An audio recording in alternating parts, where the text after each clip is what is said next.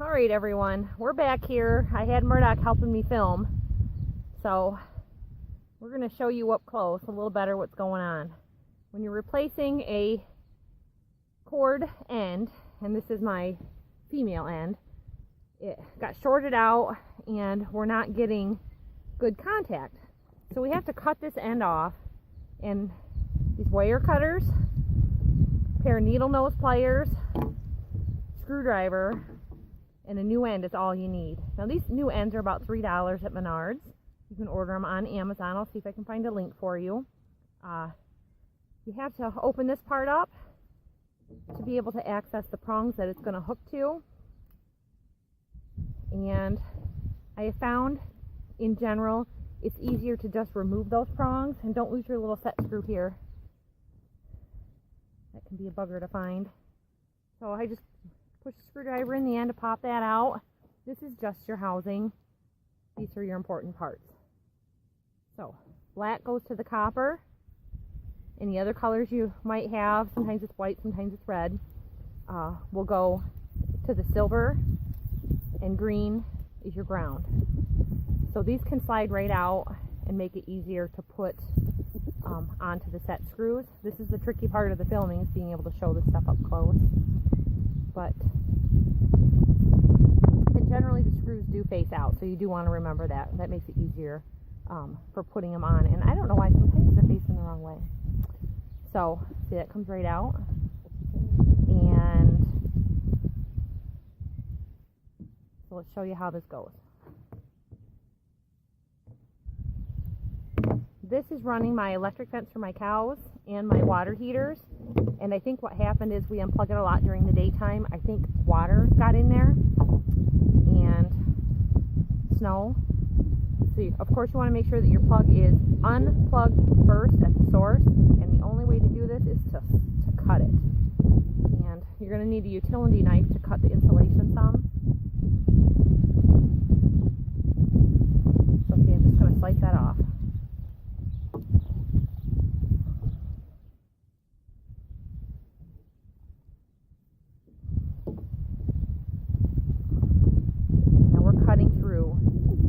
Gauge, so it's going to take me a couple of attempts.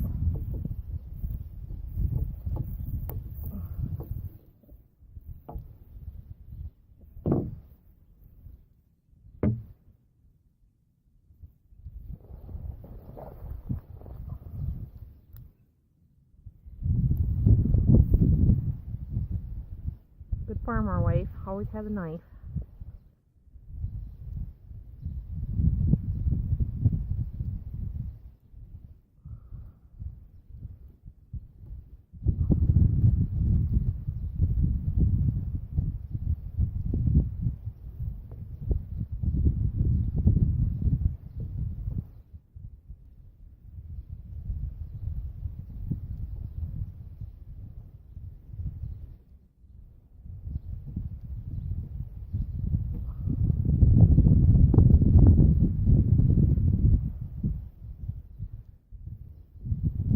You guys,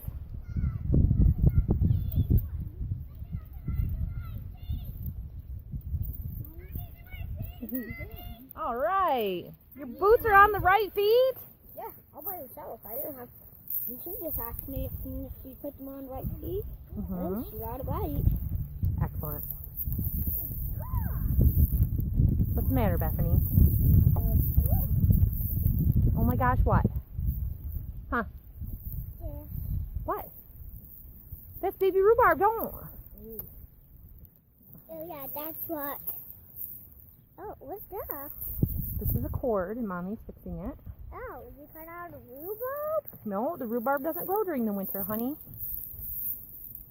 Then where's the rhubarb, Mommy?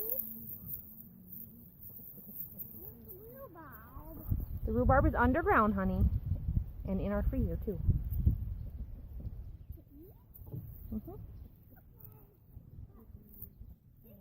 Okay, you guys gonna work on the mini one and stuff? Yep, Freddy will let me drive it, but sometimes he won't. Well, it's yours. Yeah. So I got it from the White House, and that was my present for my birthday. was my other birthday. Christmas was my birthday. My birthday? Yes, I got it for my birthday, Jackie. Okay. So occasionally this will happen when you're replacing a cord on a farm because we buy the heavy duty, heavy gauge wires. This opening is too small, so I'm just going to open that out with a drill to make it slightly bigger. So I've got it off from the main part of it. This is just the outer housing, and I'm going to drill it out. It's sitting in the bench vise. So if you run into that problem, if you have a drill press, it's great. We don't. So I'm just going to go right through here with the drill, just like this. Okay. Got my newly bored out hole. Got to have these all together, and this has to go on first before you do anything else, because this is your final piece that goes on, and if you don't have that in place, you're kind of in trouble. Plus, it holds your cord together. Okay, the green one's going to go down, and the white and black, see, like that, and it helps to curl this end ahead of time and to have them twisted together. This is very heavy gauge and it's hard to keep them together. If you have a hard time like me, you can use a wire knot and twist them on, or you can use your pliers.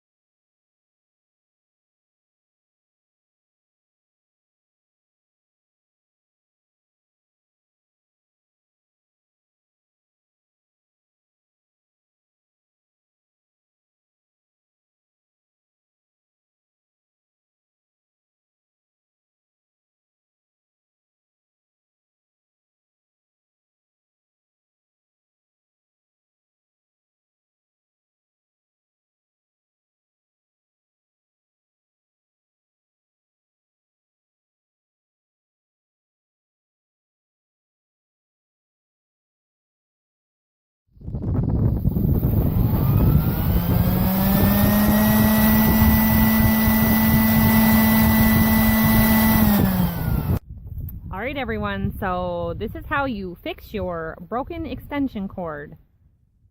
Thanks for watching. See you next time.